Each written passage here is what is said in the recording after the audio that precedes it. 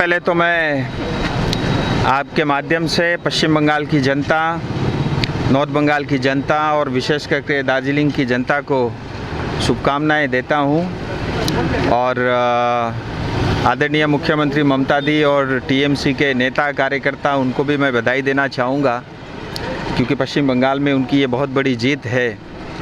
और मैं विशेष करके नॉर्थ बंगाल और दार्जिलिंग जनता का आभारी हूँ कि टीएमसी की इतनी बड़ी विजय हुई, उसके बावजूद भी आपका भरोसा मोदी जी के ऊपर में, भारतीय जनता पार्टी के ऊपर में और हमारे सब कैंडिडेट के ऊपर में रही।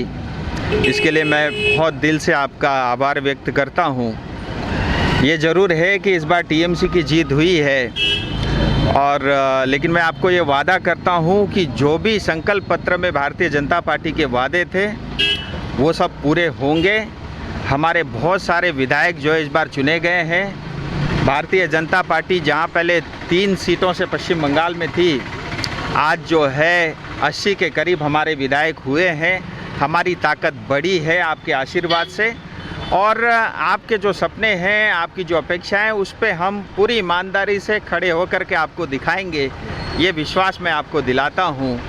और एक विशेष इस चुनाव में ये भी रहा कि दार्जिलिंग ज़िले के अंदर में 5 में से 5 भारतीय जनता पार्टी के सभी हमारे उम्मीदवार जीते हैं। मैं उनको बहुत शुभकामनाएं देता हूं। हमारे पार्टी के ज़िला के जितने भी पदाधिकारी हैं, जितने भी नेता हैं, जो हमारे कर्मठ और ईमानदार मेहनती हमारे कार्यकर्ताओं को भी मैं शुभकामनाएं देता हूं। अब हम सब की जिम्मेदारी बहुत बड़ी है, उसको हम पूरी ईमानदारी से निभाएंगे। और इसके साथ साथ ही जो मैं विशेष इस चुनाव की बात करता हूं, तब जो है सिलीगुड़ी के अंदर में बहुत बड़े बड़े नेता कई साल से राजनीति कर रहे थे, चाहे हमारे अशोक दा हो, चाहे हमारे गौतम देवदा हो, चाहे शंकर मालाकार जी हो, ऐसे बहुत सारे नेता भी इस चुनाव में हारे हैं। लेकिन मैं उनको भी ये बात ज़रूर बताना चाहूँगा, आपको बहुत लंबा तजुर्बा है चुनाव का और राजनीति का। जब भी आवश्यकता पड़ेगी आपसे भी हम सलाह मशवरा करते रहेंगे। मुझे लगता है हम सब नेताओं की पहली जिम्मेदारी जनता के प्रति और हमारे क्षेत्र के प्रति है, उसको हम पूरी ईमानदारी से निभाएंगे, इतना मैं आश्वस्त करना चाहता हूँ। अब हमारी जो है पहली प्राथमिकता है कि ये जो कोविड का संकट है, इससे हम जनता को उभार सकें। सो आज पहले ही दिन मैं माटीगढ़ा इस ग्रामीण अस्पताल में आया हुआ हूँ और यहाँ पे मैंने कुछ पीपीई किट और मास्क दिए हैं। मैं आपके माध्यम से बताना चाहता हूँ, अपने पूरे क्षेत्र में जहाँ भी सरकारी अस्पताल है वहाँ पे करीब 1 लाख मास्क और जो है 2000 से ज़्यादा पीपीई किट का वितरण मैं और हमारे कार्यकर्ताओं के माध्यम से हम करेंगे।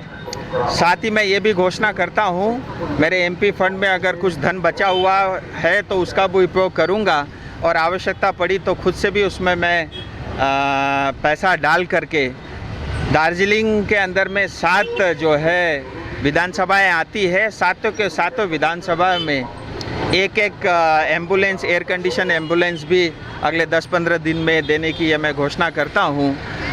मैं एक बार फिर अपनी जनता का बहुत आभार व्यक्त करता हूँ कि जो आपने हम सब के ऊपर में जो विश्वास दिलाया है उसको हम कभी जो है ख़राब होने नहीं देंगे। हम पूरी कोशिश करेंगे कि आपके विश्वास में हम उतर सकें।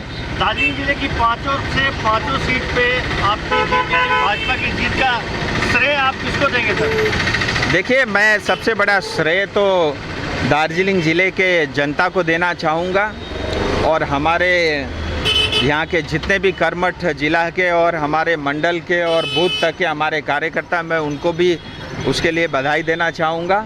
और साथ ही हमारे पहाड़ के अंदर में जो अलायंस पार्टी है, चाहे जीएनएलएफ के हमारे मनगी सिंह जी और उनकी टीम, सीपीआरएम, एबीजीएल, गोरा नीमो और सुमिति, उन सब का भी बहुत बड़ा योगदान है। मैं सबको इसके लिए जो है श्रेय देना चाहूँगा और अंत में अगर कुछ श्रेय बचता है तो मुझे लगता है हमारे उम्मीदवार और हम सब के लिए होगा। सर, एक अंतिम सवाल कि ये वैक्सीन को लेकर के दीदी कह रही है कि राज्य में मुफ्त वैक्सीन की व्यवस्था होनी चाहिए, आप केंद्र से क्या मांग करेंगे मुफ्त वैक्सीन को? देखिए, मैं बिल्कुल चाहूँगा कि मुफ्त वैक्सीन होनी ही चाहिए। केंद्र सरकार ने 50% वैक्सीनेशन जो है मुफ्त में दिया है और ममता दीदी की इच्छा थी और उन्होंने ये खुद बयान और स्टेटमेंट दिया था कि जो है सेंट्रल को वैक्सीनेशन खरीदने का और बांटने का जो है उसको कंट्रोल नहीं करना चाहिए, राज्य के ऊपर छोड़ देना चाहिए, राज्य सरकार भी उसको खरीद के लगा सके। तो मोदी जी ने उनकी जो इच्छा थी उसको पूरी की है और मोदी जी ने ये घोषणा भी किया है भारत सरकार ने कि अब 50% वैक्सीन जो है राज्य की सरकार खरीद सकती है, प्राइवेट अस्पताल खरीद सकते हैं, कॉरपोरेट घराने के लोग खरीद सकते हैं और अपने लोगों को बांट सकते हैं। मुझे लगता है जो दीदी की इच्छा थी वो मोदी जी ने पूरी कर दी है। अब मुझे लगता है इस पर कोई राजनीति नहीं करनी चाहिए, लेकिन मैं इतना बताना चाहूँगा कि जो है सबको मुफ्त में वैक्सीनेशन मिलेगा। अगर दीदी उस काम को पूरा नहीं कर सकी तो मैं इतना ज़रूर बताना चाहूँगा मोदी जी को इसको ज़रूर पूरा करें। Looking for an opportunity to work in Japan?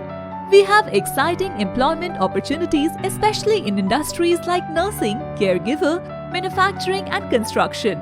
Advantages of working in Japan: better pay packages, better quality of life, better employee welfare and protection, high professionalism and work ethics, respect and dignity of labor, learning the best technology in the world. That is where we come in at Veda School of Languages, VSL, in association with HNA Arms Incorporation, Japan. Call us at 9911 546021.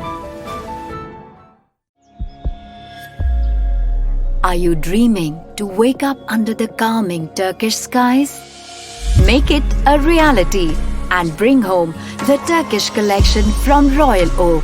Just a click away. International furniture, unbeatable price. Visit a Royal Oak store today. 50 से 70% कम कीमतों पर orchid building opposite Vegha circle, 2.5 mile, Sevoke road, Siliguri. घर के फर्श की चमक को रखिए बरकरार डीप्स निमोल नीम हर्बल के साथ, क्योंकि निमोल हर्बल नीम घर को साफ ही नहीं रखता बल्कि 99.9% जर्म्स और बैक्टीरिया का जड़ से सफाया भी करता है। घर को स्वच्छ बनाइए, आप भी अपनाइए डीप्स निमोल।